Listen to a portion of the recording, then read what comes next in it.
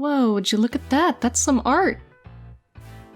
What is up, my cryptids and creatures? Welcome back to another video, this time from home and with a proper microphone. How exciting!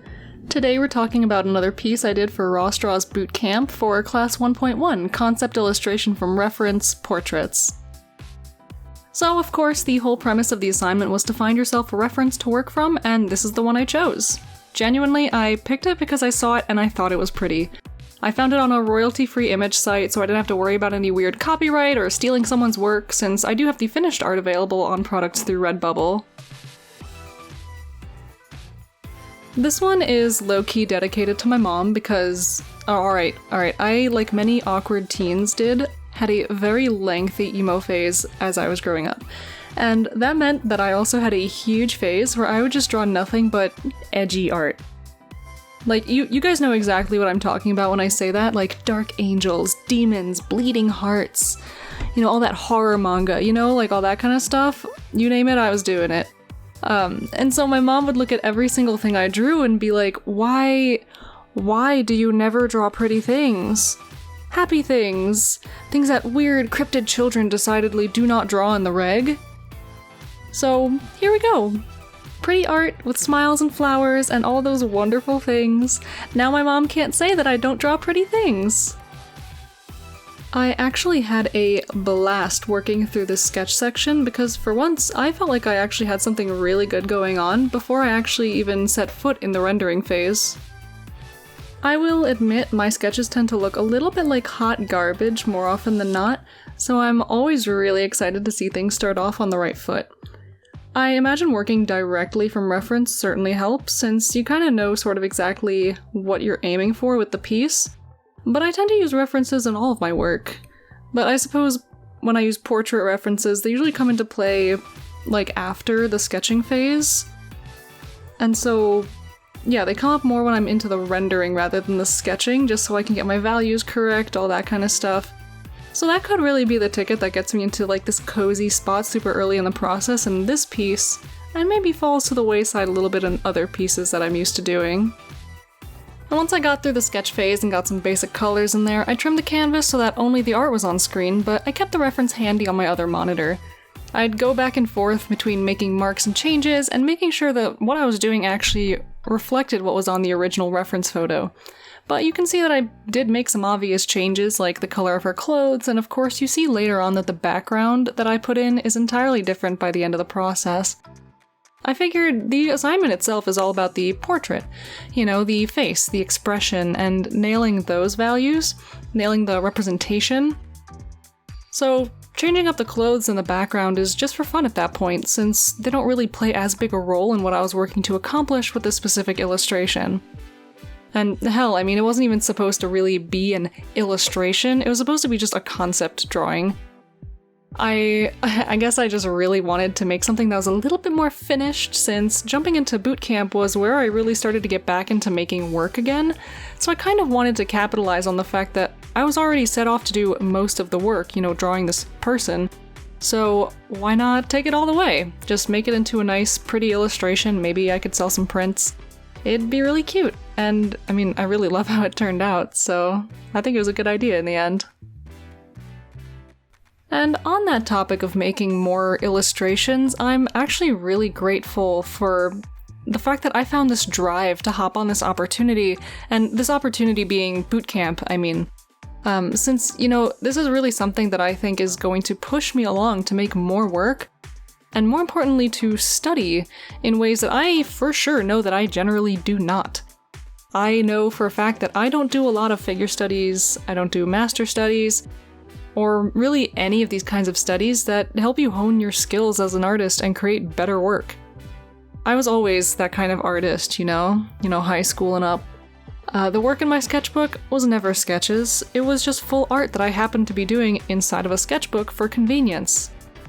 Oh man, and you know, now that I say that, now that I mention that little detail, I'm realizing I probably wanted to finish this illustration so bad, because I never let go of that sort of perfectionist, completionist side of me that says, well, if it's not done, it's garbage.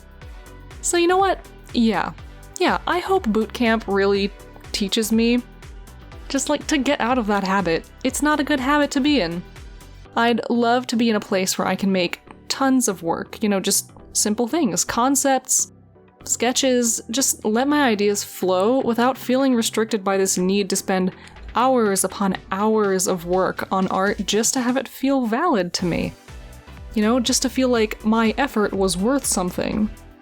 Because normally I just feel like, well, if I spent all this time on artwork, but it's not done, well, it's not finished artwork, so it doesn't mean anything.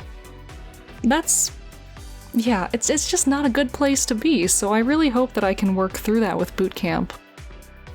Yeah, but I will be real with you guys, after the personal art drought that was the year 2020 for me, I'm just glad to be making anything at all. It's all in the little steps, right?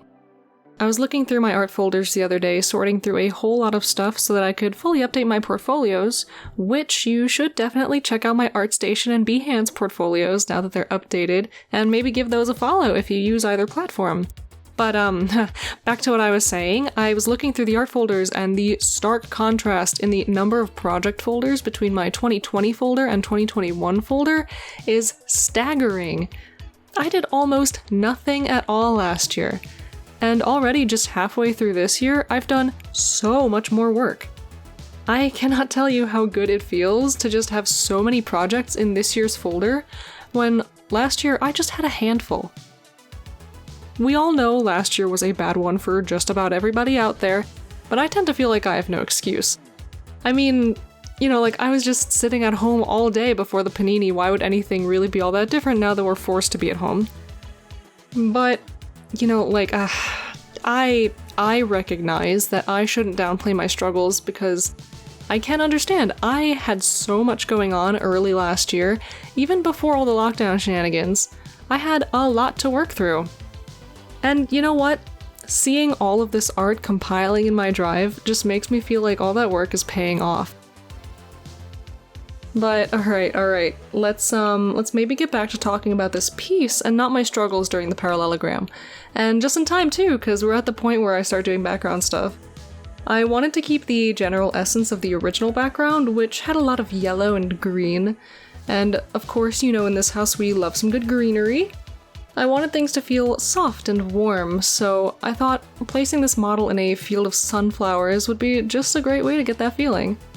What we ended up with in this piece was a sweet, simple scene in a flower field. The sky is overcast, but the sun is still shining so strongly that light just keeps on pouring through the clouds. Aren't those days just so pretty? Where there's plenty of sunlight, and it's not just beating down on you relentlessly? Things just feel so much softer on those days. Yeah, and once I finish up the background though, it's just minor adjustments, finishing touches, and of course I love playing around with layer styles and colors, just to see if I can do anything fun at the end just to make some colors pop, to push some contrast in interesting ways. And after editing the recordings for this piece, chopping out all the bits of me hanging out in Discord when I should be working, etc., my time spent working on this piece was somewhere close to 4 hours, which, hey, that's not bad. Hey, yeah, if we're on the subject of bad habits in this video, yeah, hanging out in Discord when I should be working, that's definitely one of them. I get so easily distracted. And of course, instead of not being on Discord when I'm working, instead I've adapted by moving my Discord window onto the window that Photoshop is not on, so that if I do hang out in Discord while I'm recording, at least it doesn't show up in the recordings and I don't have to worry about it when I'm editing. That's half of a good habit, I will say. It saves me editing time. And that wraps up the time-lapse. If you made it to the end of the video, know that I appreciate you, and I hope you enjoyed the video. If you did, be sure to drop a like and subscribe, since I'll be posting more videos like this one in the near future. Shout out to my patrons over on Patreon who bring me offerings of money in support of what I do. Join my Patreon community to get behind-the-scenes looks at my artworks, works in progress, and all sorts of art ramblings, updates, and dark cryptid secrets that you won't see just anywhere on social media. You can find a link to my Patreon below, as well as links to my other sites and things. Stay cool, you cryptids and creatures, and I will catch you in my next video. See ya!